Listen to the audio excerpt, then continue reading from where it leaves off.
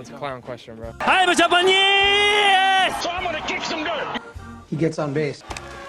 Just a bit outside. I'm not the type of player that's going to be Johnny Hustle. If you don't want me to watch the ball, you can go get it out of the ocean.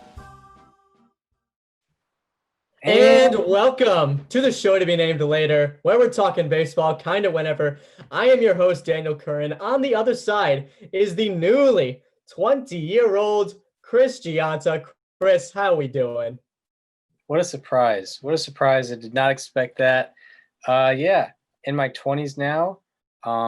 For your, I guess it's kind of fitting because for your birthday, we did the 1995 Mariners, which is one of your favorite teams, probably your favorite team. And for history on my birthday, we're doing Greg Maddux, which one of my favorite players on the list, for sure. Yeah, that's right. Yeah. And I stole the intro. Yeah, you did. But that was not communicated at all. I just waited for the record thing to show up on Zoom, and I just sent it. Well, yeah, I mean, I think they can hear that because I did go for the intro, but it was stolen from me. So it took 68 episodes, but it finally happened. And here we are. Reasonably good occasion. Also, happy birthday to Tony Suck, one of the greatest catchers to ever live.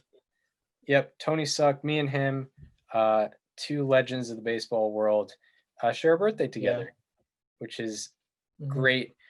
You know, it's great that I have that knowledge. Seems like destiny, if you ask me. But yeah, we're talking about Greg Maddux in this part of the episode. It is history is back. History is back, folks. We're going to be telling the stories of these players and teams. Back and better than ever. Might change some things around. I mean, yeah, last time when we started doing history, we were kind of figuring it out. This is a well-oiled machine at this point, so you know we're getting right back into this. It's a grind, though. It is such a grind to do these. It is a grind. It is a grind, and you know, when this is completed, it will be one of our greatest, things that we've ever done in in terms of anything, even looking back maybe 20 years from now. Like this is we've done about 60. I'm not gonna spoiler warning here, but it'll feel like Tony Stark at the end of Avengers Endgame when he defeats Thanos, but then he's like, he's about to die and they're like, you can rest now, Tony. Except the difference is we're hopefully not gonna die at the end of it.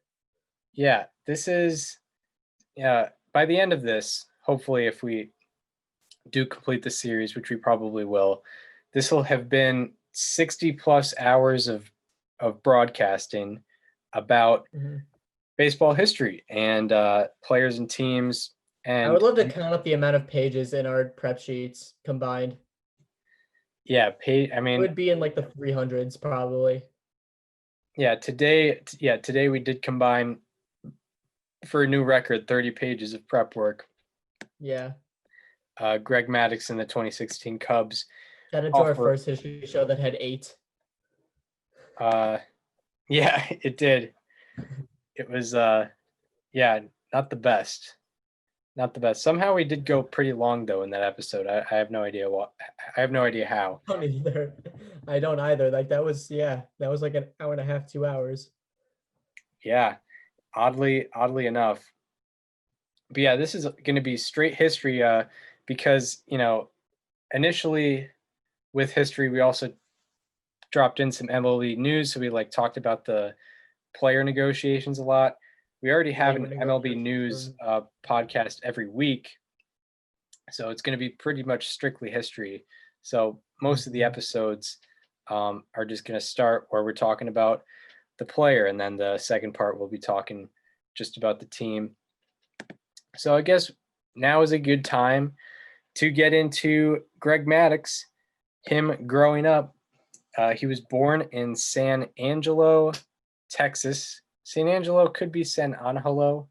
I'm not sure if it would be he's one of those big three. Well, yeah, Florida, Texas, and California. It's one of those three usually. I know we usually just boil it down to the two, but Texas would be the third one. Yeah. But it is kind of weird as you bring that up. It is kind of weird how he grew up. So he was in a military family, and he moved frequently during his childhood. He lived in places like North Dakota, California, and Spain. And their final move happened when Greg was 10 years old, and they moved to Las Vegas, Nevada, which is Nevada. on the border of California and Arizona. So a good baseball area nonetheless, even though it's not one of the big three. Also, They Maddox, produce guys the likes of Chris Bryant, Bryce Harper. yes, Chris Bryant, who we will be talking about in the next episode, in the next part of the episode. That's right. So Greg Maddux, he played JV basketball in high school, but he was discouraged by coaches who wanted him to focus solely on baseball, specifically his pitching ability. And according to a quote from Society of American Baseball Research on Greg Maddux, here it says, quote, beyond what he learned from Fairless, Maddux had a tutor in Ralph Madar, a former scout who oversaw workouts and organized pickup games on Sunday mornings in Las Vegas. Ralph was the first pitching coach I ever had, Maddux told John McMurray for an article in Baseball Digest. He worked with me when I was 15 years old, and he taught me that movement was more important than velocity. He helped make the ball move and sink as opposed to seeing how hard I could throw it. I think I was fortunate to learn that lesson at such a young age, unquote. So that was kind of the building blocks of what we saw in The Professor in the 80s, 90s, and 2000s. Kind of a building block. Kind of learned it from a young age. Could use a little more of that, I think, in this day and age. And this gave him these building blocks kind of gave him the reputation as more of a cerebral type pitcher, even in his younger days. And ultimately, after high school, he was drafted in the second round with the 31st overall pick by the Chicago Cubs. And he had a decision between University of Arizona and the Chicago Cubs. Will he play in college? Will he play professionally? And he determined that the bonus money from the Cubs was good enough to sign the contract and skip college. And he actually put the bonus money aside, interestingly enough, did not spend $1 of it. And he did that because, in case baseball didn't work out, he wanted to have that money. So he lived off minor league money along with money saved from summer jobs when he worked at Sears and Wendy's. I'm presuming that was in high school. So from the jump, he was thinking logically about, what could and couldn't work at a young age. That's right. So now Greg Maddux is in professional baseball. In 1984, he started out in rookie ball like everyone does, and he did pretty well for himself, a 2.63 ERA in 85 and 2/3 innings pitched. So, I mean, he's obviously at this point putting himself on the map as far as big league prospects. And he continued to do so in 1985, a 3.19 ERA with 186 innings pitched and A ball. So, moving up the ranks, still doing extraordinarily well. And in 86, he had a 2.91 ERA and 192 innings pitched between AA and AAA. And in 9 of his 26 starts, he completed them and he shut them out in 4 of them. So 9 complete games, 4 complete game shutouts in 26 starts. And this guy was pitching extremely well in 1986. So well that he was called up to the majors in that season. And his major league debut was on September 2nd, 1986. And it started with Maddux as a pinch runner in the 17th inning of a game that was suspended due to darkness the day before, because of course Wrigley had yet to put in the lights, so they could not play night games at that point. So that's an interesting little debut for Greg Maddux, and he stayed in the game after the pinch hit and gave up a home run in the 18th to get a loss. So tough pitching debut for Greg Maddux, but I promise it'll get better from here.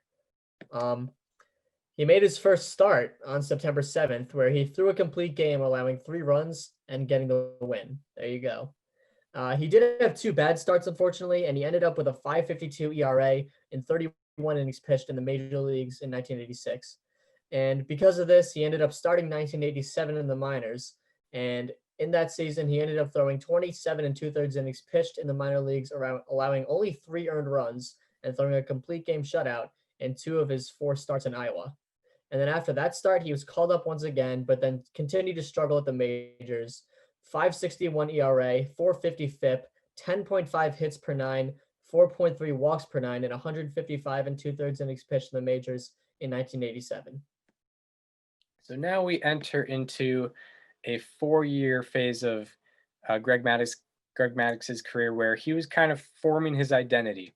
He wasn't really at his peak quite yet, but you could see just based on the numbers themselves and based on his experience that he was definitely learning how to pitch in the big leagues and doing it effectively. So it starts in 1988, where actually he completed 3 of his first 4 starts in that season. And on May 11th, he threw a 10-inning, 3-hit shutout without issuing a walk at all. And Maddux remains the youngest pitcher to actually I don't have my how about that out yet, but here comes an early how about that because of what Maddux was able to do in his 1988 season. So with this 10-inning, 3-hit shutout with no walks, Maddux remains the youngest pitcher to have a game with 10 plus innings and less than 4 base runners at the age of 22 years and 27 days. How about that? So Greg Maddux was making history pretty early. And also in his next start after that, the very next start, he took a 2-hit shutout into the 11th inning before actually surrendering 5 hits and 3 runs to lose the game. So that would have been another legendary performance if it had just ended before the 11th, which it did not. The Cubs could just score. Yeah, if the Cubs could succeed, then it wouldn't be as big of a deal. So Greg Maddux, heading into the All-Star break in 1988, he was having a phenomenal season. He had a 15-3 record, a 2.14 ERA, and 100 in 155 and 2/3 innings pitched. He also had 8 complete games and 3 shutouts in 19 starts heading into the All-Star break. So, close to half his starts were complete games. However, in the second half, he had 4.92 ERA and 93 1/3 innings, and he finished the season with a 3.18 ERA, a 114 ERA plus, and a 3.41 FIP. And it's important to talk about the ERA plus because Maddux's era, especially his peak, that's when offense was at its peak. So ERA doesn't tell the whole story. ERA plus, it's relative to the league stats and ballpark factors. So it shows really how great Greg Maddux was. But to be fair, a 3.18 ERA with a 1.14 ERA plus isn't that high. That is true, but it's important to go over it now because once we hit the 90, it's going to be more important later. It's going to be more important later. So Greg Maddux finished 4th in innings pitched in 1988 with 249 innings pitched. He finished 6th in complete games with 9, and he was tied for 3rd in Baseball Reference WAR among National League pitchers. He also finished 6th in the National League in ground out to air out ratio, which indicates that he was a ground ball pitcher, which he very much was. And this was the first of 20 consecutive years in which he was in the top 10 in the NL in ground out to air out ratio. And I know it's not the biggest indicator of success. You can not do well even if you have a good ground out to air out ratio. But it's important to identify this because you wonder, like, Greg Maddux, not a big strikeout guy. How is he getting his outs? He was doing it by getting the ball on the ground and getting soft contact. So if that's any indicator, 20 consecutive years in which he was in the top 10 in the NL in ground out to air out ratio. So that transitions into 1989. So in 1989, this is when he starts to cement his legacy as one of the great pitchers in the game, really. Finished sixth in the league in innings pitched with 238, had a 2.95 ERA, 129 ERA plus, and a 3.45 FIP. And this would be the first of many years where he's a finalist in the Cy Young voting. He finishes third, and this was also the first time. This is also the first of 14 years where he led the league in range factor per 9 innings for pitchers and range game for pitchers, which I believe is that a defensive stat? Yeah, that is a defensive stat. It measures kind of right. how many plays you're making per game, and Greg Maddux, because of his pitching style and his fielding style, was able to lead the league 14 times in those categories. Yeah. The Cubs went 93-69 this season and won the National League East. And in game 1 of the NLCS, he gave up 8 hits and 8 earned runs on in 4 innings pitched, so not very good. And he turned around the next time around in game 5 and gave up 5 hits and 3 earned runs in 3 1/3 innings pitched, and this ultimately eliminated them. Was this against the Giants? Yes, this was against the San Francisco Giants. So Greg Maddux, not very good in his playoff debut in '89. Started the game that they got eliminated in and got rocked in game 1, but overall a very good season for him. Yes, very much upside in that season, a 129 ERA plus. It looked very good for him. And in 1990, on July 27th, he threw his first Maddux, and it wasn't called a Maddux at the time because Maddux hadn't built that reputation yet. But a Maddux, for those unaware, is a complete game shutout throwing less than 100 pitches. And Maddux threw a few of those in his career, and it's especially impressive because, it tells you that he's getting guys out very quickly and very effectively. And also, he finished second in innings pitched in 1989 with 237. He also had a 3.46 ERA and 119 ERA plus. He also finished top 10 in FIP with a 3.15 FIP, and he finished 4th in FWAR because of this. And 1990 was the year where he won his first out of 18 Gold Gloves. We mentioned the range factor stat. That's the reason that he was able to win all these Gold Gloves. And he wasn't just an excellent pitcher; he was also an excellent fielder of his position. So that transitions into 1991. So in 91, he leads the league in innings pitched once again, 263. Finished 5th in FIP with a 306 and 3rd in Fangraphs WAR. And he set career highs in strikeouts with 198 and strikeouts per 9 with 6.8. And he finished 2nd in the league in strikeouts and 6th in strikeouts per 9. So, Greg Maddux, we always talk about him as not being a strikeout pitcher, finished 2nd in strikeouts in 91. And I know that the Ks per 9 isn't nearly as high as it would be today, but this is a different era, of course. And he finishes 6th in strikeouts per 9, like I mentioned, and finishes 4th in K to walk ratio with a 3 flat. And he had, in that 1991 season, a 3.35 ERA and 116 ERA plus. And that's the end of this kind of building up era. 1988 to 1991. His average season consisted of 247 innings pitched, a 3.24 ERA, a 3.26 FIP, 8 complete games, 2 shutouts, and a 119 ERA plus. That was his average season in that 4-year span. Also from 1988 to 1991, he was 4th in innings pitched, 7th in Fangraphs WAR, and 10th in B WAR. So he's not excellent. He's not the best in his class yet, but he's building up towards it. And in 1992, it starts to culminate. In the next 4 years, he makes history, and he also changes uniform in the process, and he also gets a ring in the process. So in 1992, he finishes 2nd in hits per 9 with 6.8, 2nd in whip with 1.01, 2nd in OPS against with a 5.52 OPS against, 3rd in ERA with a 2.18 ERA, 3rd in strikeouts with 199, and 8th in strikeouts per 9 with 6.7. And where Greg Maddux led the league was wins with 20. innings pitched with 268, a career high for him. Home runs per 9 with 0.2, FIP with 258, and ERA plus with 166, an excellent year. And that resulted in him in leading the league in both B WAR and F WAR. And also, it is the only season in the live ball era with 250 plus innings pitched, 190 plus strikeouts, less than 80 walks, and less than 8 home runs allowed. How about that?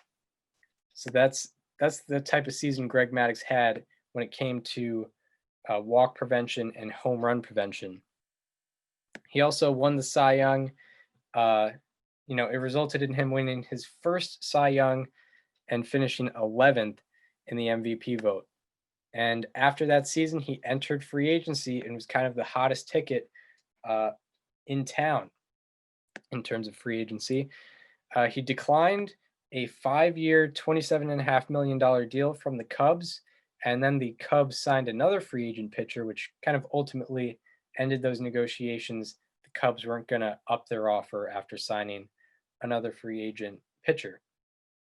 Then the Yankees came in. The Yankees kind of desperate at this point. It had been 11 years since their last playoff appearance. They offered him $34 million over 5 years. But when the Braves entered kind of late in the sweepstakes, they offered him $28 million. Greg Maddux took upon that offer of $28 million. He turned down $6 million extra from the Yankees. And Maddux ultimately chose the Braves despite the money because he believed that the Braves gave him the best opportunity to win a World Series. And that was evidenced by their 2 consecutive NL pennants heading into that 1993 season. So he joined 2 future Hall of Famers in John Smoltz and Tom Glavine. And he also joined the likes of Fred McGriff and David Justice, then eventually Chipper Jones, but not quite yet. But now begins the Greg Maddux in Atlanta era. By the way, before I get into this, I love this guy's reputation with money because you go back to earlier when he, takes the signing bonus for the Cubs instead of going to college and then literally doesn't spend a dime of it. And while also working a double job at what Sears and Wendy's it was. Yeah. Yeah. And now he goes from that to turning down a big offer from the Yankees, or at least a bigger offer from the Yankees. So this guy really is consistent with the way he handles his money, and I like it. Yeah, it seems like it. So now we move on to the 1993 season, and Greg Maddux, his first year with the Braves, is 3rd in strikeouts with 197, 5th in walks per 9 with 1.8, and 2nd in K to walk ratio with 3.8. He led the league in innings pitched once again with 267, complete games with 8, WHIP with 1.05, OBP against with a 273, OPS against with a 590, FIP with a 285, ERA plus with a 170, and ERA with a 236. So despite leading in innings pitched, ERA, and ERA plus, he finished 2nd in B WAR, but led the league in F WAR, which is interesting. And he won his 2nd consecutive Cy Young and finished 13th in the MVP vote. And the Braves went 104-58 and won the National League. That's supposed to say National League East? No, they were in the West at the time. The Braves were in the NL West at the time. That is correct. What a world. Oh, yeah, that makes sense because the Phillies were in the, yep, okay. That is awfully weird. Well, the Braves where they won the NL West, and in game 2 of the NLCS, he went 7 innings pitched, allowed 2 runs, and struck out 8 in a 14-3 victory to tie the series up at 1-1. And in game 6, facing elimination, he gave up 2 runs, each in the 3rd, 5th, and 6th inning, and ended up with 5 earned runs in 5 2/3 innings, and he suffered another loss to end the Braves season. So then in 1994, after a bad ending, he ramps things up. He was already good, obviously already good. He won 2 Cy Youngs in a row, but this is when things ramp up. And what I will say is 1994 had the league's highest OPS since 1930. It had been 64 years since the league had seen an OPS as high as it did in 1994. The league average OPS at the time was 763. And how does Greg Maddux respond to that? In his first 7 starts, he put up a .94 ERA, 0.94 in his first 7 starts.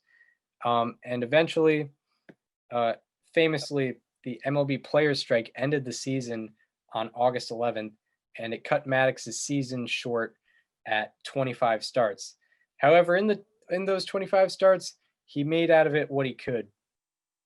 Out of those 25 starts, he completed 10, threw 8+ innings in 17, threw 7+ innings in 22, and threw 6+ innings in all 25 starts.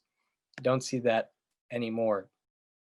He gave up more than 3 earned runs just once, making 24 of his 25 starts quality starts.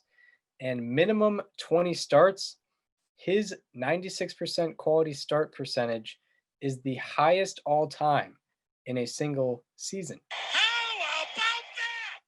He also had 8.1 innings pitched per start, which was the most in a single season in 11 years.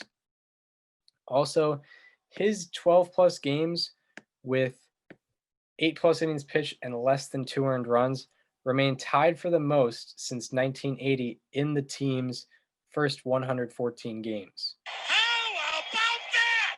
And then Greg Maddux ultimately finished 3rd in strikeouts with 156, also 3rd in walks per 9 with 1.4, and 3rd in strikeout to walk ratio with 5.0.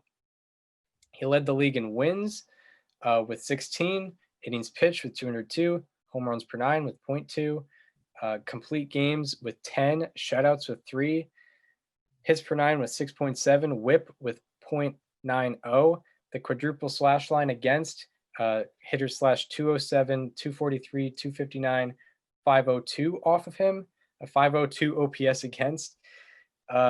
He also led the league in FIP with 239, ERA with 1.56, and ERA plus with 271. This led to him leading the league in both 171% above the average.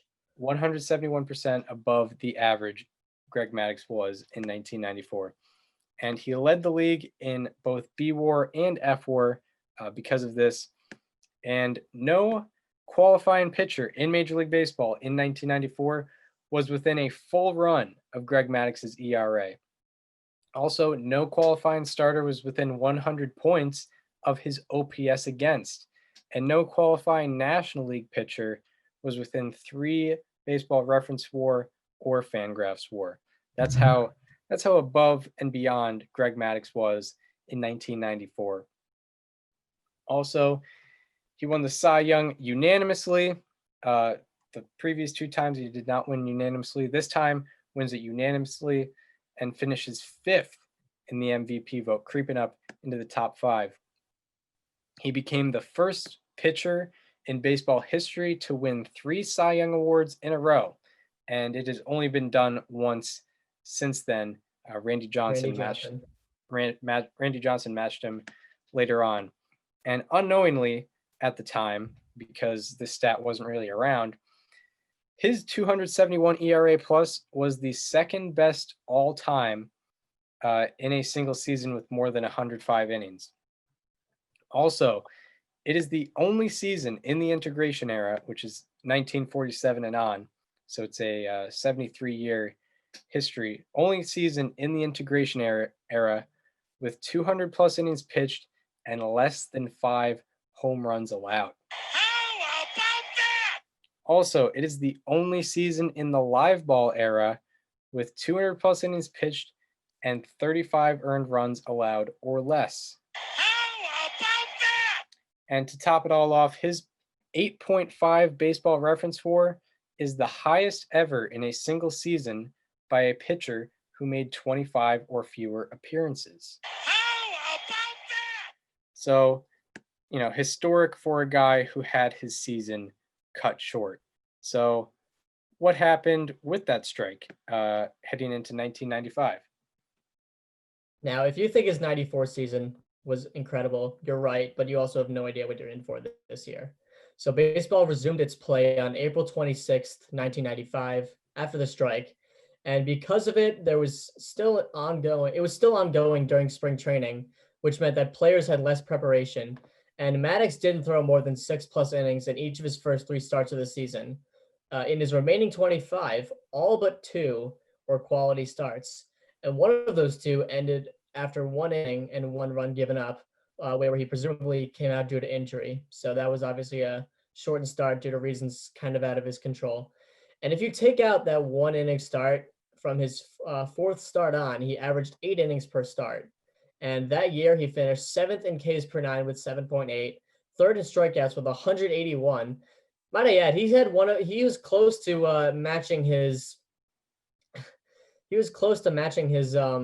like 92 and 93 total strikeouts and less innings, which is impressive. He was only like 20 away.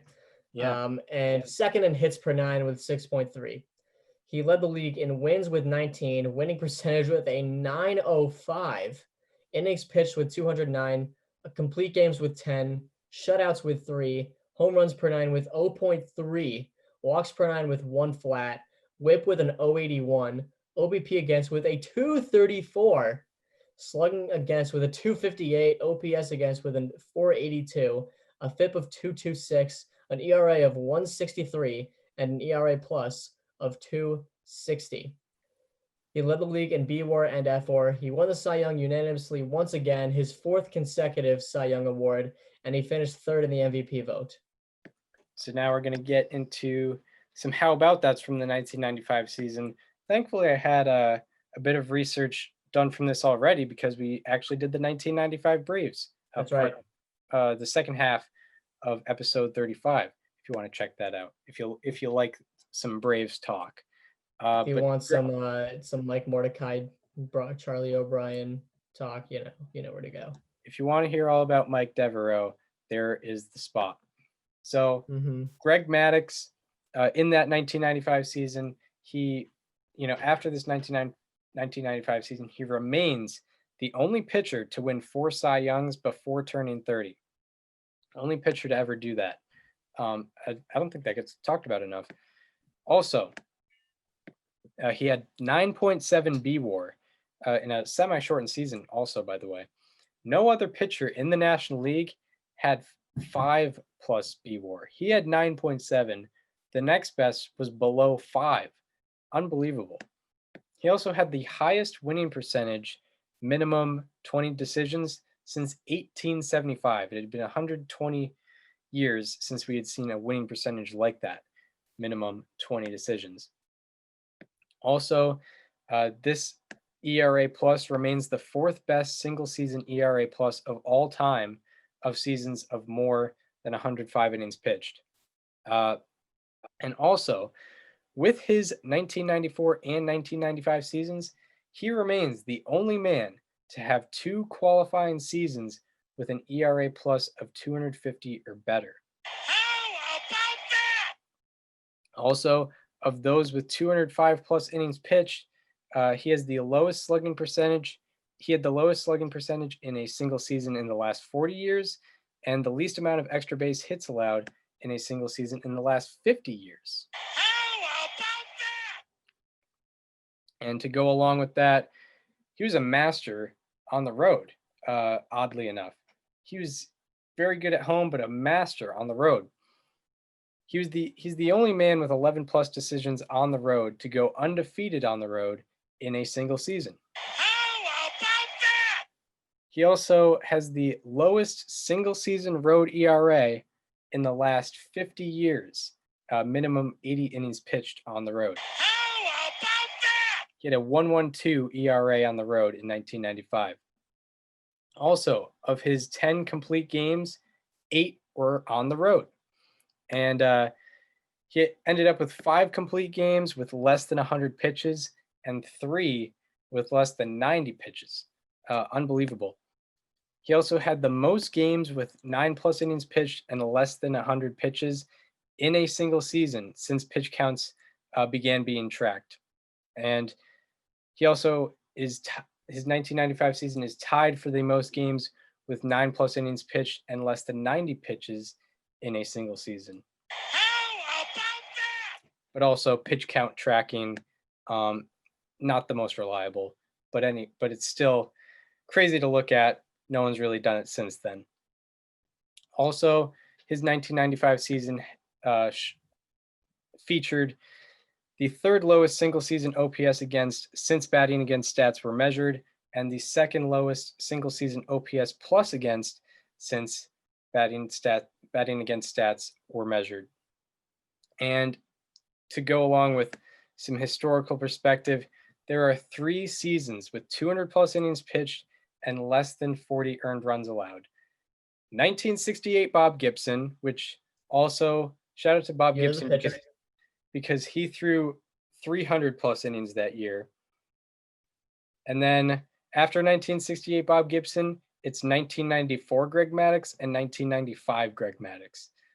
So that's the class that he was in. It was him and Bob Gibson's 1968. And Greg Maddux's 9.7 B WAR is the highest ever in a single season for a pitcher who had 28 or fewer starts. How about that? And it is the only qualifying season in the live ball era with less than 7 hits per 9 and 1 or less walk per 9. How about that? It is the only season in the live ball era with 205+ innings pitched, less than 150 hits allowed, and less than 9 home runs allowed.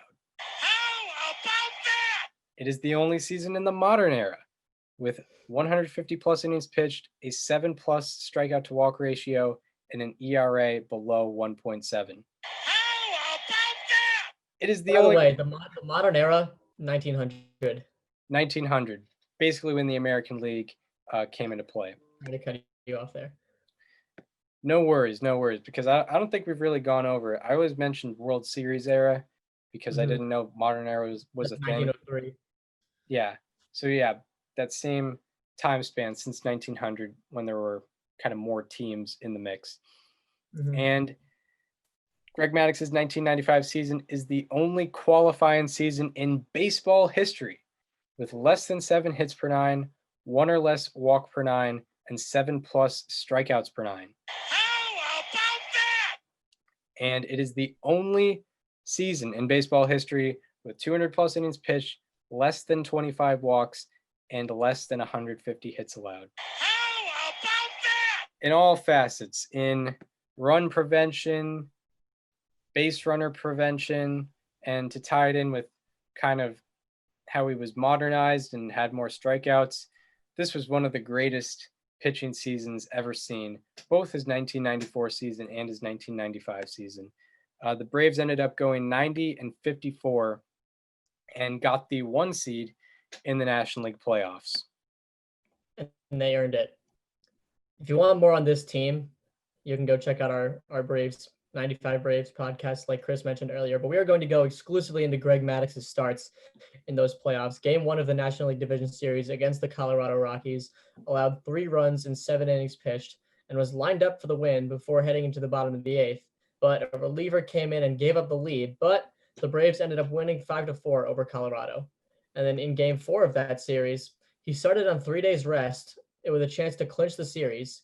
He gave up 4 runs in 7 innings pitched, but the Braves scored 10 in that Rocky Mountain air and helped Maddux get the win and the series victory. So now we're in the NLCS against the Cincinnati Reds. And in Game 3, Maddux allowed 1 run in 8 innings for a 5-2 victory over the Reds to give the Braves a 3-0 lead in the series, and they would eventually sweep that series. It wasn't even close. So now Game 1 against the ridiculous offense of the 1995 Cleveland Indians. Albert Bell, Manny Ramirez, so many guys in that lineup that could just mash. Jim Tomei as well. And in Game 1 of the World Series, he threw a complete game 2-hitter, allowing 2 unearned runs and throwing just 95 pitches in a 3-2 victory over Cleveland. it remains the only game pitched in the postseason of games with a pitch count tracked with 9 innings pitched, 0 earned runs allowed, and less than 3 hits allowed with fewer than 100 pitches thrown. So then he would get another opportunity later. He would get another opportunity in Game 5 of the World Series with an opportunity to clinch a World Series title. But unfortunately, in Cleveland, Maddux allowed 4 runs in 7 innings and suffered the loss. But nonetheless, the Braves won Game 6, and Maddux was a World Series champion. And Maddux, throughout the playoffs, had a 2.84 ERA and a 38 innings pitched. Yeah, and that kind of ends the peak of Greg Maddux's career. He continued being excellent, and we should celebrate this peak. 1992 to 1995, 4 consecutive Cy Youngs. His average season from 1992 to 1995 consisted of a 19-7 record, 19 wins, even with those shortened seasons, 237 innings pitched, a 1.98 ERA, a 202 ERA plus, 2.54 FIP, a 0.95 WHIP, 212, 256, 281, 537 quadruple slash line against, 183 strikeouts, 1.7 walks per 9, 7 Ks per 9, a 4.2 strikeout to walk ratio, 9 complete games, 3 shutouts, 0.3 home runs per 9, 8.3 B WAR, and 7.5 F WAR. That was his average season in this crazy 4 consecutive Cy Young stretch. Average season. Just a 202 ERA plus. That was average for him in this 4-year stretch.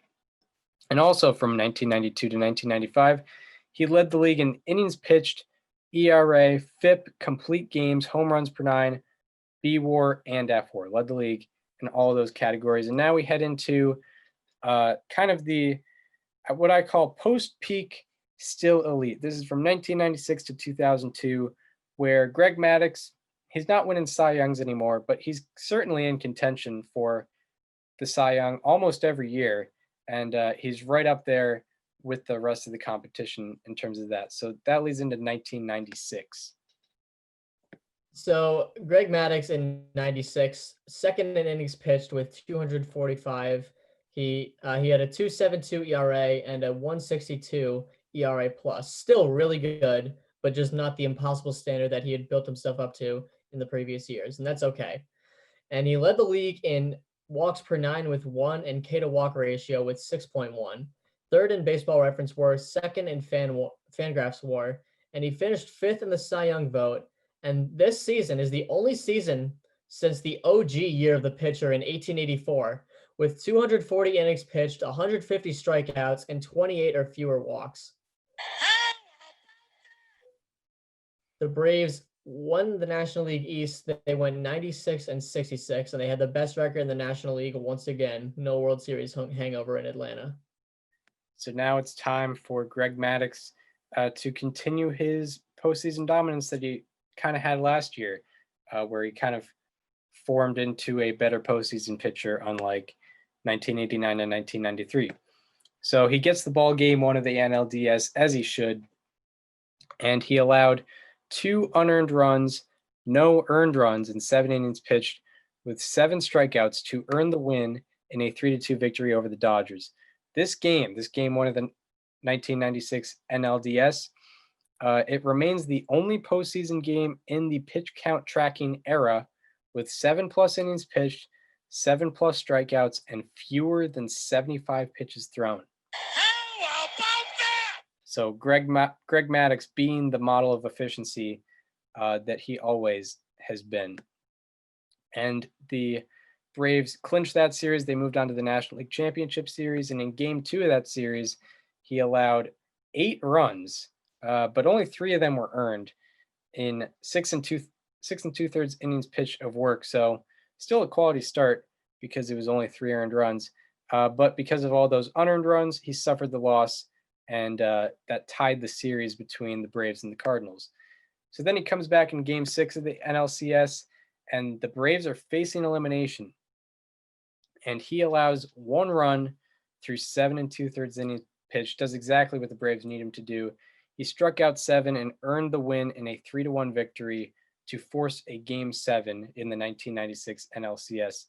And that game remains the only postseason game in the pitch count tracking era, with 7 1/3 plus innings pitched, 7 plus strikeouts, and 80 pitches or fewer. How about that? Still in the playoffs, facing playoff competition, still as efficient as ever. And the Braves won that series and went to the World Series. So then in game 2 of the 1996 World Series, we're going to take a look at what he did. They actually have this on YouTube because of how good he performed.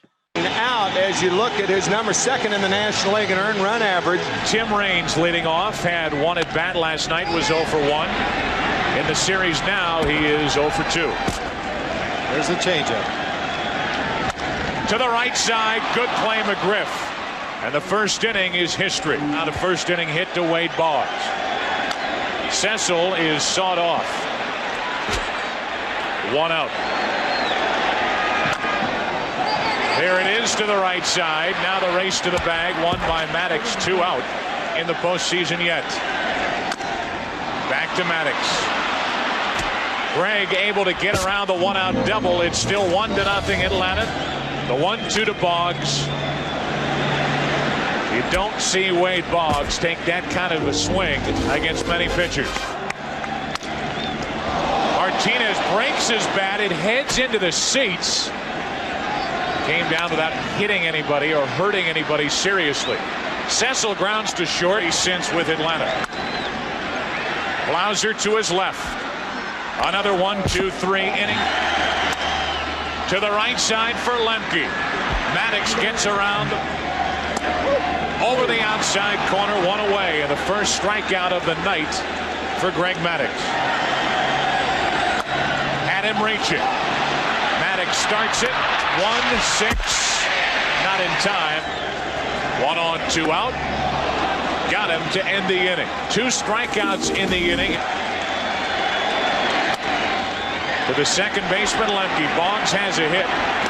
But in the late innings, is grounded into a double play in the 6th. Grounds out to end the 8th. Maddux through 8. So there's Greg Maddux. This is our first video showing Greg Maddux. And if you were unfamiliar with his pitching style, that's exactly what it is. That's kind of the prototypical Greg Maddux game. That was a very Greg Maddux start. Yeah, very much Greg Maddux. It's frustrating hitters, getting first of all, getting ahead in the count, and then making them swing at pitches that they don't necessarily want to swing at. Deceiving hitters by making a ball look like it's right down the middle, but really it ends up on the corner. He rarely ever threw a straight fastball. It was mostly like 2-seamers, change-ups, sliders, and curveballs. I don't know if I've ever really seen a straight fastball from Greg Maddux. So every pitch had movement. And that's kind of the prototypical Greg Maddux game. And in that game, he threw 8 shutout innings on 82 pitches to earn the win in a 4-0 victory over the Yankees to extend the series lead to 2-0. It looked like they were going to go on their way to win the series. And it is one of 2 postseason games in the pitch count tracking era with 8+ innings pitched and 82 or fewer pitches. And also in that game, he had 8 one-pitch outs. And he also had 5 assists and 2 putouts. So he was very active as a fielder. But then in Game 6 of the World Series, despite having a 2-0 series lead after Game 2, the Braves were facing elimination. And Greg Maddux gave up 3 runs in the 3rd and ended up allowing only those 3 runs in 7 2/3 innings pitched, so a very good start. But he suffered the loss in a 3-2 defeat to the Yankees, which ended up losing them the World Series. Not the worst start, but the offense didn't really pick it up there. Could have been better, but also could have been worse, definitely. And this might have been Maddux's best postseason run, even though the Braves didn't win the World Series. Maddux throughout the playoffs, he pitched 37 innings pitched, had a 1.70 ERA, only walked 3 batters, in those 37 innings pitched and had 11.7 pitches per inning. 12 pitch inning. You're thinking, oh, that's a quick inning. That was average for Greg Maddux in the 1996 playoffs. So now we're moving on. After losing the World Series, now we're moving on to 1997. In the 97 season, the highlight for Greg Maddux individually came on July 22nd when he threw, and yes, this is not a typo, a 76 pitch complete game. Chris, we have the video for it too. Maddux on the mound, a 6-game winning streak, averaging 7 innings a start. Very few walks, ho-hum, what's new? But also one very important thing right at the bottom, getting some runs to play with. Cubs, this first 3 hitters have been hitting the ball very well. Maddux with another nice play. Took a base hit away from Glanville, 1 down. Strike 3 called. Grace caught looking. That doesn't happen very often. That is only the 27th time he has struck out in 317 at bats. 1, 2, 3 go the Cubs, causing more than one twin bill to be scheduled. Clark chased one out of the strike zone. Maddux has his second strikeout. Again the 0-2. And that's it for Glanville. That's the fly ball now. That'll do it. Perfect paint on the inside corner. Got him. Changed up a little bit on Tyler that sequence, and he records his 5th strikeout as a result. The 0-2 pitch struck him out. A good inning for Maddux. They go in order. There goes the runner, down 3, ground ball to the mound, doesn't matter. And the inning is over just like that. The bat moved on deck. That should do it. Ground ball to Lemke. He's got it. Greg Maddux has won his 14th game of the year. He did it with 78 pitches, and only 15 of them missed the strike zone. 1 hit, no runs, no errors, 1 left. And folks, you just saw a great pitching performance. So the announcer said 78, but everything else said 76. Yeah, the YouTube title said 76, Baseball Reference said 77, and the announcers said 78. So regardless of what it is, yeah, really good. It's extremely good. So in the 97 regular season, Greg Maddux was 8th in innings pitched with 232 2/3, 2nd in WHIP with an 0.95, 2nd in FIP with a 2.43, 2nd in ERA with a 2.2, and 2nd in ERA plus with a 1.89.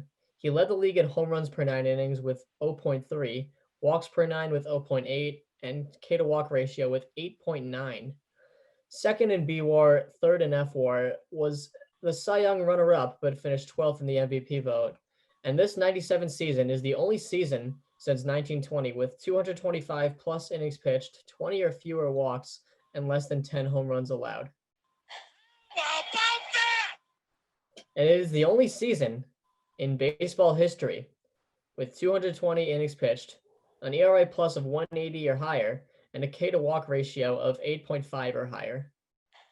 How about that? And no surprise here, the Braves went 101-61 and had the best record in the National League.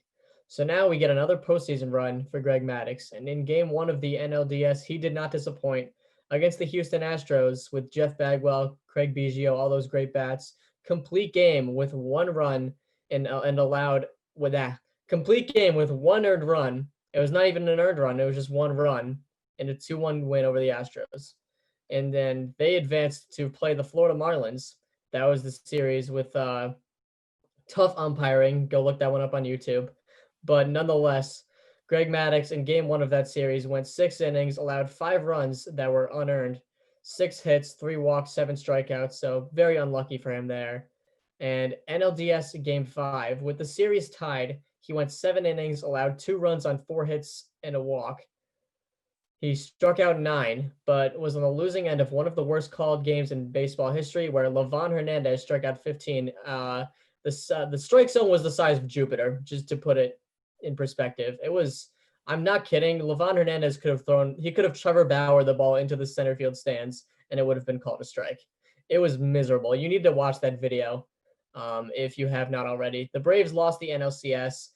And it was by no means Greg Maddux's fault. Throughout the playoffs, 22 innings pitched, a 1.23 ERA, and a 4.99 OPS against.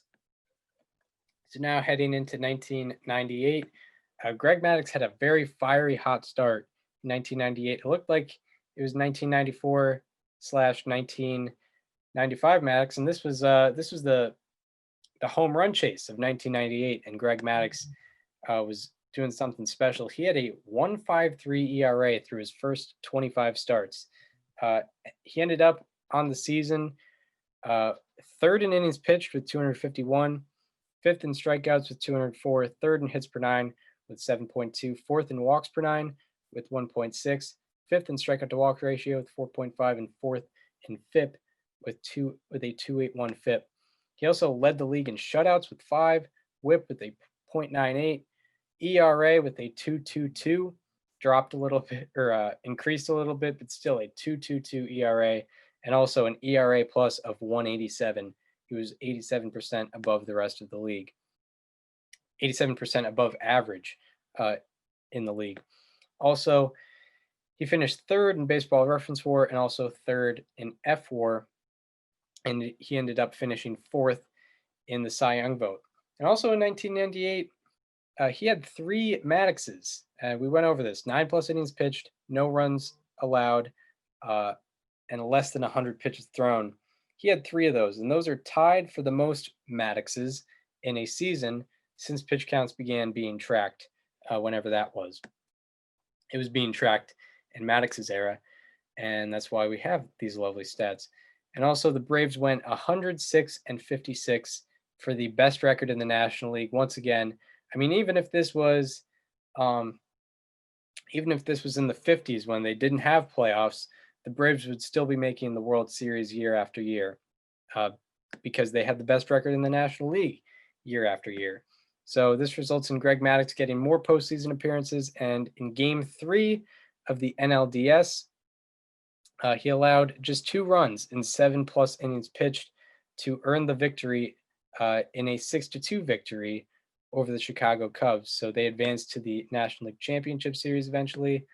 And in Game 3 of this championship series, he was taken out after the 5th inning with only 81 pitches and 2 runs allowed, oddly enough. And he ended up getting the loss, and it gave the Padres the 3-0 series lead. And then the Braves won Game 4, and on one day of rest in Game 5, he was called to save a 1-run game with no outs in the 9th. One day of rest, he's asked to get the save after throwing 81 pitches 2 days before. And in this 9th inning, he actually got a strikeout and 2 groundouts with a walk mixed in, and that saved the game for the Braves and made it 3-2 Padres. Saved them from getting eliminated in that series with that inning of work. But unfortunately for Maddux, the Braves lost Game 6 and therefore lost the series. Maddux had a 2.77 ERA through 13 innings pitched in the 1998 playoffs, so not really his fault that the team was eliminated. So now we go on to 1999.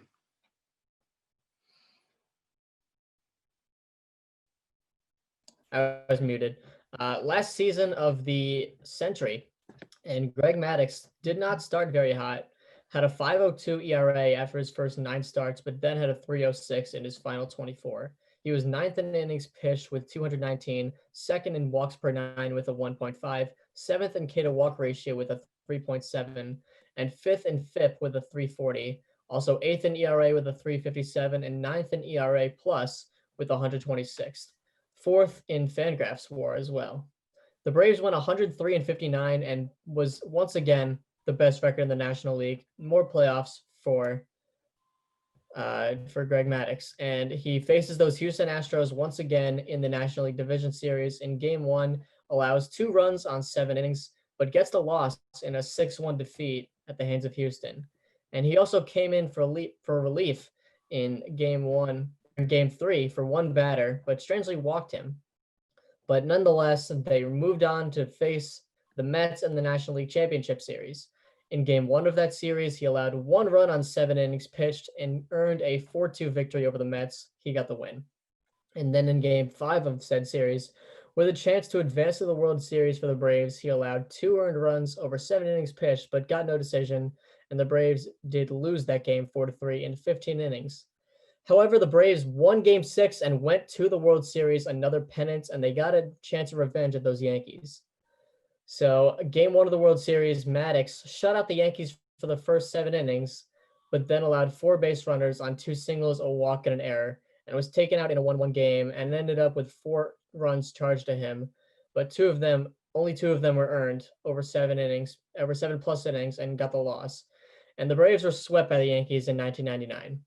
Throughout the 1999 playoffs, Greg Maddux had a 2.25 ERA through 28 innings pitched, and in the playoffs from 95 to 99, a 2.15 ERA through 138 innings pitched. So this guy, he knew what he was doing in October.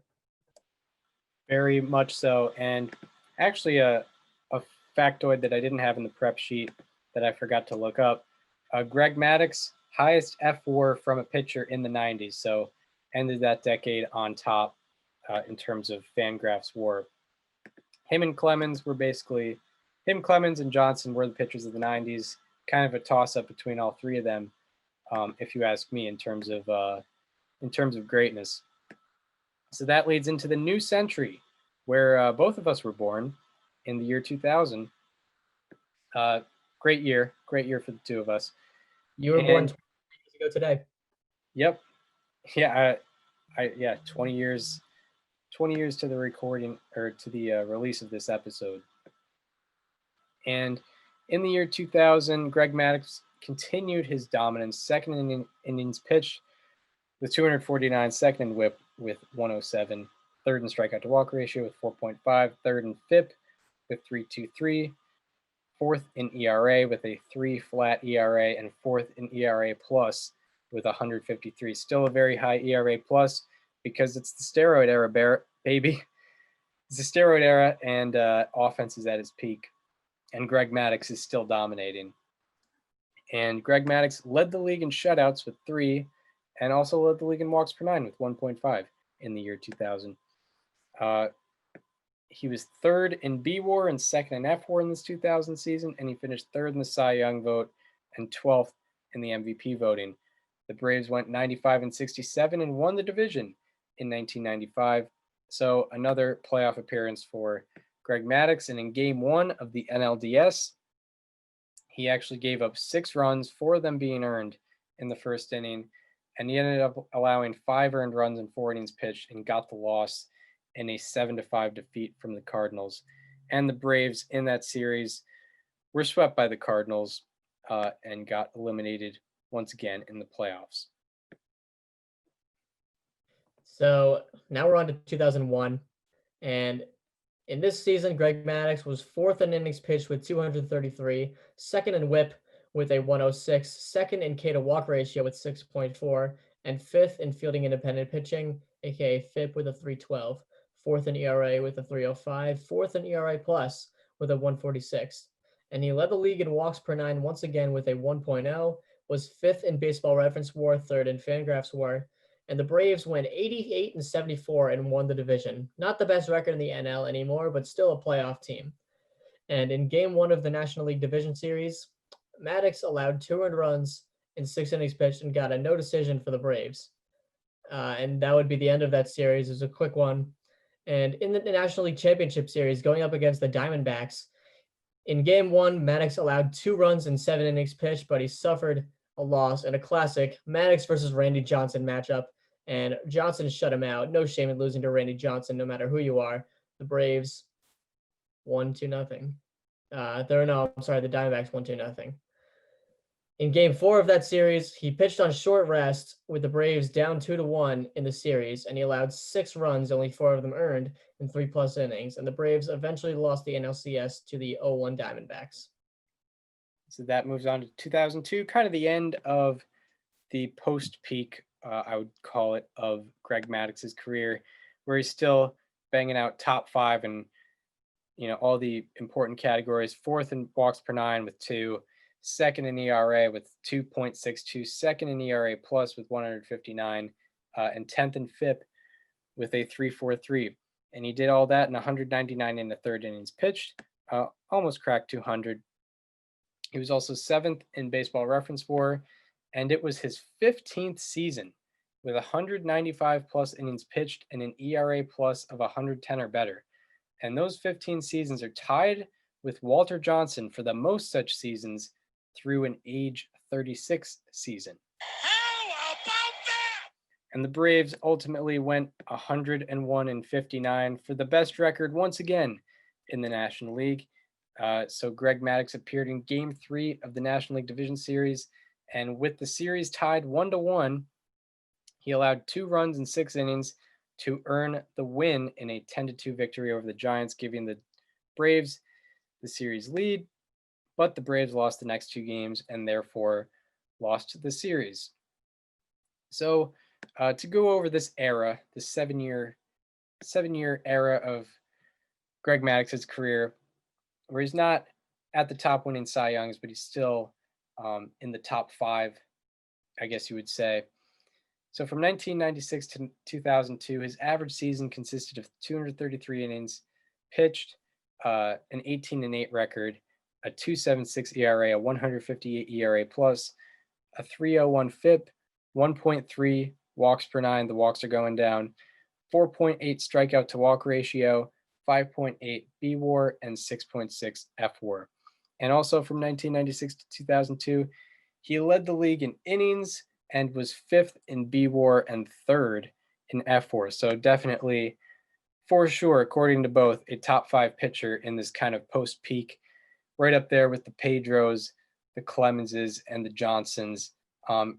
Even after winning all those Cy Youngs, didn't win a Cy Young in this case, but was still right up there with everybody competing for Cy Youngs. And now we move into what I call the slow-moving sunset of Greg Maddux's career, where he's kind of fading out, but he doesn't really fade out for a while. He's still an above-average pitcher for pretty much the rest of his career, and it starts in 2003. In 2003, once again started out slow, had a 5.54 ERA through his first 11 starts, but then had a 3.31 ERA through the last 25. He finished 6th in innings pitched with 218, 5th in K to walk ratio with 3.8, led the league in walks per 9, again with 1.4, had a 3.96 ERA, 108 ERA plus, and a 3.89 FIP. And the Braves once again, 101-61 best record in the National League. In Game 1 of the National League Division Series against the Cubs, with the series tied 1-1, Maddux allowed 2 runs in 6 innings, but got the loss in a 3-run deficit to the Cubs. So pitched very well. The offense wasn't going, and the Braves ultimately lost the series. And Maddux entered free agency as a 37-year-old after this season, and he ended up signing back with the Chicago Cubs for a 3-year, $24 million deal. So back in his days with the Cubs, signs with the team that originally drafted him, and on August 7th, he decides he's going to make some history. On August 7th, entering August 7th, 2004, he was at 299 career wins. Let's see how it works out for him. Maddux working hard. Well, the thinking there was to get the first win of the series, and they did. Wanted that call right there, too, for strike 3 against the opposing pitcher in his first game ever. Didn't matter. Got it anyway. And that's going to be it for Greg Maddux. He's gone 5 innings, which would qualify him to get his 300th win. But the bullpen going to have to nail it down over the final 4 innings.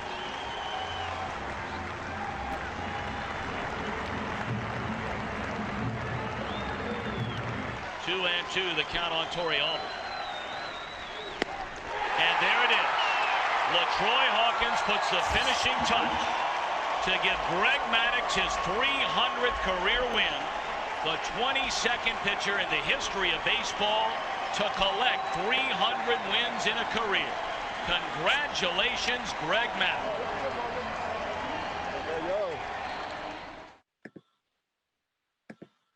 So Greg Maddux gets his illustrious 300th win. By the way, in short, August 7th is the anniversary of Greg Maddux's 300th win, Barry Bonds' 756th home run, and Mike Trout's birthday.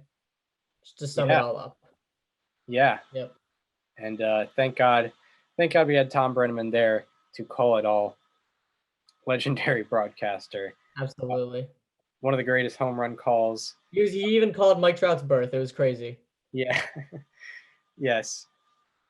So Greg Maddux ultimately, even though he's in his age 38 season, he's still grinding. He's top 10 in innings pitched. It's over 212 and 2/3 innings pitched. He's still preventing walks. He's third in walks per nine with 1.4, and therefore fourth in strikeout to walk ratio with 4.6. In this age 38 season, he had a 4.02 ERA, 110 ERA plus, and a 4.36 FIP. And in 2005, he's going to make some more history. On July 26th, he's on the verge of another milestone. He's at 2,999 strikeouts. Let's see how he handles it. 2-2, struck him out looking. There it is. Would like to congratulate Greg Maddux on his 3,000th career strikeout, becoming just the 13th pitcher ever to reach that milestone, and the second to do so in a Cubs uniform. Maddux is the first player in baseball history with 300 wins, 3,000 strikeouts, and less than 1,000 walks. Congratulations, Greg. Congratulations to Greg. Well, would you look at that? Who was that batter? Did you catch who that was at all? No. I'm not screen sharing, but I'm looking at it. By the way, that was a beautiful pitch. Yeah. The change up there, that was for what was he in like his age 39 season? Still throwing that. Beautiful. Number 13 of the Giants. Not exactly sure. But he was the victim of Greg Maddux's 3,000th strikeout. And yeah, the announcer actually gave a little how about that? Only pitcher with 300 wins, 3,000 plus strikeouts, less than 1,000 walks. Shout out to the Cubs PA guy for that one. Yeah, doing how about that's before we ever could. Greg Maddux ended up being 7th in innings pitched with 225. He led the league once again in walks per nine with 1.4, and in that season, he was above average, had a 104 ERA plus, and also a 4.06 FIP. So that leads into 2006. He's 40 now. So now we're in 2006, like Chris mentioned. He had a 4.69 ERA with a 99 ERA plus and 136 in a third innings pitched before he got traded to the contending Los Angeles Dodgers. He had a 3.30 ERA and 137 ERA plus with a 3.80 FIP and 72 in a third innings pitched and 2/3 innings pitched for the remainder of the season with Los Angeles. And Los Angeles went 88-74 and got a wild card spot. And in Game 3 of the National League Division Series, down 2-0 in the series, he allowed 4 runs in 4 innings and in the no decision, which ended up being a 9-5 Dodgers loss. So that ended up being the end of the season. How many times did he start in a game where his team got eliminated and most of them weren't even his fault? It seems like a lot. It seems like a lot of the seasons That's like ended 4 or 5 times now. So Yeah. after the 2006 season, he signs a 1-year deal with a player option for the San Diego Padres. So now he enters into San Diego in 2007, has a 4.14 ERA with a 3.58 FIP in 198 innings, and he led the league in walks per nine with 1.1. And it is the only season in the live ball era by a pitcher in their age 41 season or older with 196 plus innings pitched and less than 1.2 walks per nine. How about that? And Maddux ended up picking up his option to continue with the Padres in 2008. So now we're in 2008. He had a 3.99 ERA and 153 in a third innings pitched before getting traded once again to the Dodgers. And with the Dodgers, he struggled, had a 5.09 ERA and 40 2/3 innings pitched for the remainder of the season with Los Angeles. he allowed no earned runs in 4 innings in the playoffs, and on December 9th of 2008, he announced his retirement from baseball. One of the greatest careers ever, and he would be enshrined in the Baseball Hall of Fame in 2014 with a 97.2% of the BBWAA ballots. And he very much, and as for his post-career, he hasn't really been too public with his life. He's kind of been holding himself to his family. And now we're going to get into his all-time ranks. He is 13th all-time in innings pitched with 5,008 innings and a third. 10th in strikeouts with 3,371. 8th in wins with 355. 8th in B-WAR for pitchers and 4th in F-WAR for pitchers. And he has the third most Cy Young shares ever.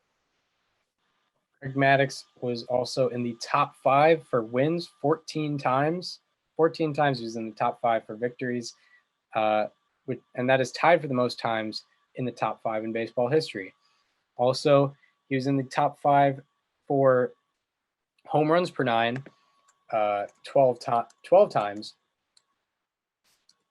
which are the most times in the top 5 in baseball history. He also led the league in starts 7 times, which are the most such times anyone has done that. And he led the league in walks per 9 times, which are the most such time, which are, or actually no. He led the league in walks per 9 times, which are the second most amount of times anyone has done that. I think Cy Young actually outdid him. And he also has the most gold gloves ever with 18. No one has more than 18 gold gloves, not much of a surprise. And I think he earned those gold gloves. Probably the greatest defensive fielder ever, and he kind of had to be because there was so many ground balls coming right back to him because they couldn't really head it anywhere else.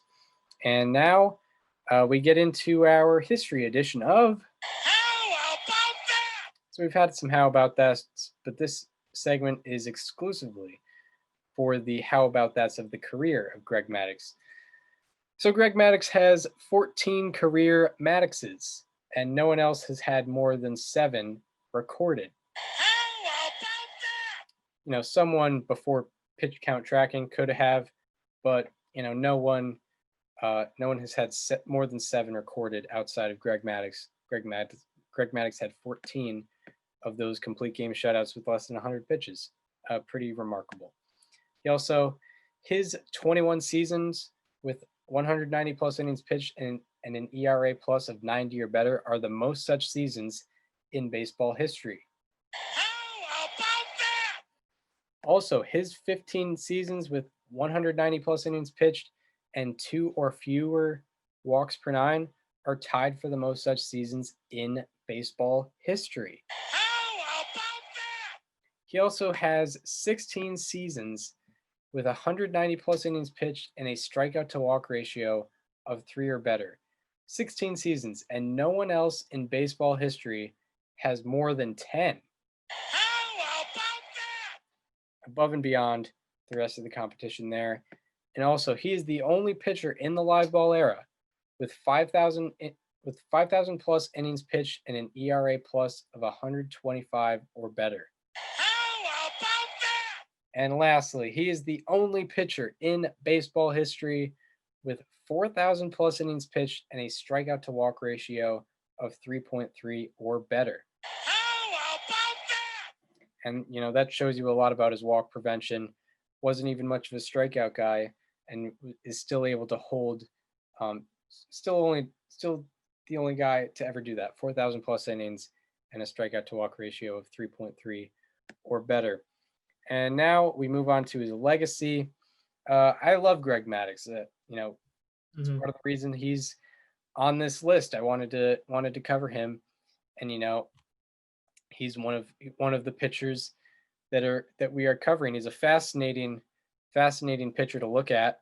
Most pitchers are recognized because they were at the top of the strikeout leaderboards, and although Greg Maddux has the 10th most strikeouts all time, he only had 3 seasons in the top 10 for strikeouts per 9. It was mostly a credit to his workload, having over 5,000 innings. He's fascinating because of that. And This is because I believe, and it's probably a fact, he had the greatest command and ability to manipulate a baseball in the game's history. I don't think anyone since Greg Maddux has been able to do exactly what Greg Maddux has been able to or was able to do in his era. I know the game evolves, but I don't think we've really seen anything like that since. And I think Kyle Hendricks is sort of replicating that in a way. He's not quite there as at that Greg Maddux status, but he kind of replicates the pitching style. Also, what we should recognize is Greg Maddux was the greatest fielding pitcher ever, won 18 Gold Gloves, and it wasn't just they figured he was a good fielder and they just kept giving him the award. He led the league in range factor per 9 innings as a pitcher 14 times in his career. So he definitely earned most of those Gold Gloves. And also what we have to consider with Greg Maddux, he's part of possibly the greatest pitching trio in baseball history. When he joined the Braves, he joined Tom Glavine and John Smoltz, who also had pretty much their peak at the same time that Maddux did, or around the same time that Greg Maddux did. All three of them are deservedly Hall of Famers, and we don't really see that in baseball history that much, a pitching trio like that. And Greg Maddux was definitely the lead horse of that pitching trio. And lastly, he was also part of one of the longest reigns of success for a single franchise. We kept mentioning the Braves. They won 100 games and they had the best record in the National League. Like, even I know that division titles aren't as prominent as back before the before league championship series and playoffs, when the best record in the regular season got to go to the World Series. If that was the standard, the Braves would be making the World Series all the time because they always had the best record in the National League. And Greg Maddux was a large part of that. 7 rings. Yeah, exactly.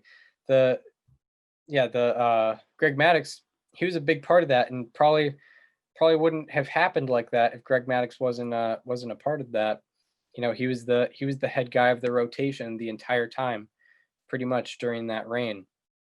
So that's kind of Greg Maddux's legacy. He's one of my favorite. I'll get in a couple things here. One little, I guess, sort of personal story involving Greg Maddux. The one thing that amazes me is that the way he went out there and pitched was almost like a trademark. The fact that there's a Maddux, which is a start with 9 innings pitched, 0 earned runs, and less than 100 pitches. And around last, I think April or May, I was playing a little game with some friends of mine from back home, where I would pull up the Fangraphs WAR leaderboards for every position, and I would have my friends guess the top 10, and obviously Greg Maddux would be in there. So when we were on to starting pitchers, Greg Maddux is one of the few that hadn't been named yet. And one of my friends asked for a hint, and he goes, power pitcher or finesse pitcher? And I go, the finesse pitcher. He goes, oh, Greg Maddux. Just like that. So, I mean, that kind of just goes to show just how much, he was recognized for sort of almost like the art style that he pitched in. It was, like I said, it was almost trademarked to himself. Yeah, exactly. He definitely earned that trademark. Mm-hmm. And you think the finesse pitcher, that's him. I don't know if he ever threw a straight fastball in his MLB career. It was, if Statcast was around, he would have been constantly first percentile fastball velocity, 100th percentile fastball spin. Yeah, and 15% hard hit percentage against. He would have been 100%. Yeah, 100%. 15% hard hit. But yeah, he'd be in the 100th percentile there for exit velocity against. I really would. He's one of those players I wish we had in the Statcast era. Those numbers. There's about so many players like that. Yeah, I can't even imagine. But yeah, he. Imagine in 1884, it was old Huss Radborn. His fastball topped out at 82 miles an hour, 100th percentile. Yeah, exactly.